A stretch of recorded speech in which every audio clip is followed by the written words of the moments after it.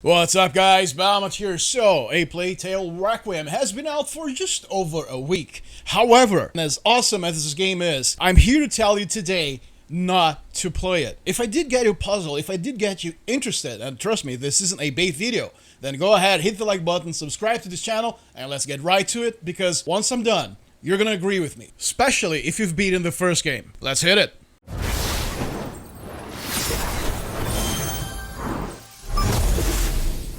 The first installment in this series, A Playtail Innocence, was a deep and meaningful experience. You'll learn to care about those characters. You'll learn to care about Amisha, Hugo, and Beatrice, their mother. And on their journey, they would meet certain invaluable allies such as Lucas, the apprentice alchemist, who was so charismatic that by the time the first game ended, we cared as much about him as we cared about all the other characters. And A Playtail Requiem picks up 6 months after the ending of the first title. And Requiem won't spend a single minute recapping events from the previous game for those who haven't played it. And this will make you absolutely oblivious to many events, to many undertones you're gonna witness right from the outset. For example, the game begins with the 4 characters looking for a new home. Now, if you didn't play the previous game, then this would just seem like a group of people looking for a new place to live, and they are happy while they're doing it.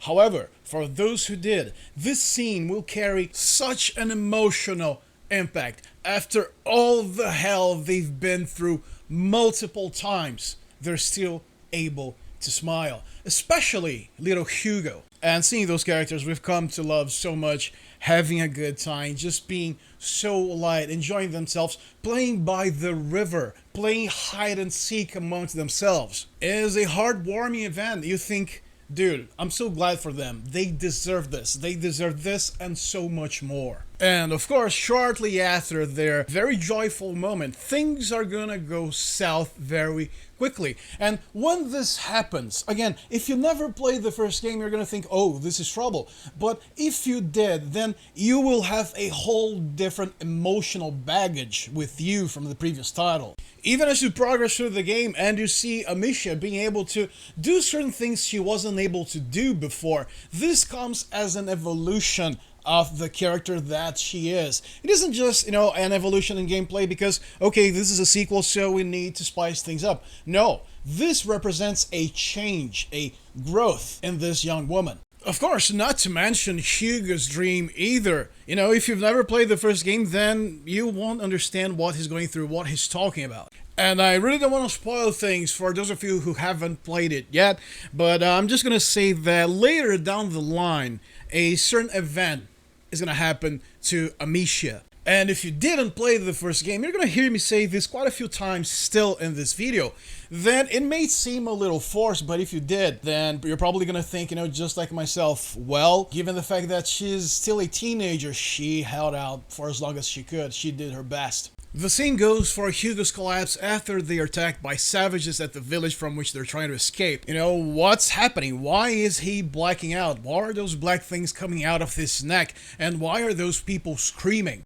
Even the rat infestation, which is, in terms one of the main villains in the game, won't make a whole lot of sense, even though you will get, I'm not going to say explanation, but you will get exposition as to what's happening, how that has been progressing. And it's easy to see that the team behind A Playtail really put all the resources that they could to make this game even bigger than the first one in every single sense, while still remaining true to form. So now, for example, the rat's infestation is gonna be a lot more menacing. It's gonna be more intimidating. The sense of being overwhelmed is gonna be amped up to 11. And the previous game's story was so meaningful, was so deep, was so well written, that the first time you see a huge storm of rats, all your memories of anxiety and horror will resurface. You will immediately begin thinking, well, if everything went to hell on the first game, how are things going to turn out now that things are even bigger, that the menace is even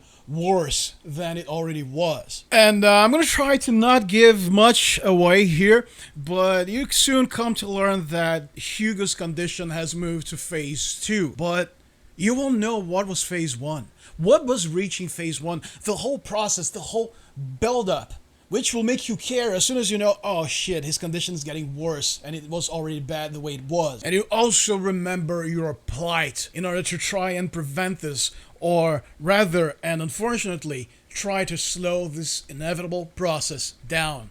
And if you didn't play a Playtail Innocence, which was the first game in the series, then all of this emotional baggage, all of this emotional meaning is simply going to be lost on you, and that would be an absolute shame because, again, the first game is one touching experience in many different ways. Now, of course, one could argue, well, maybe I could beat this one and then go for the first game.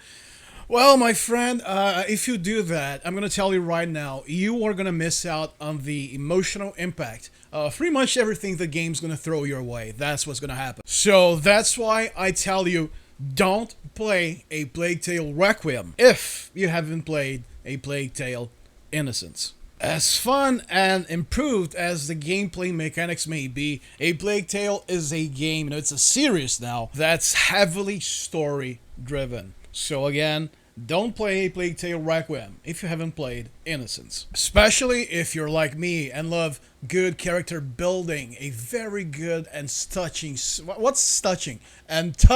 story.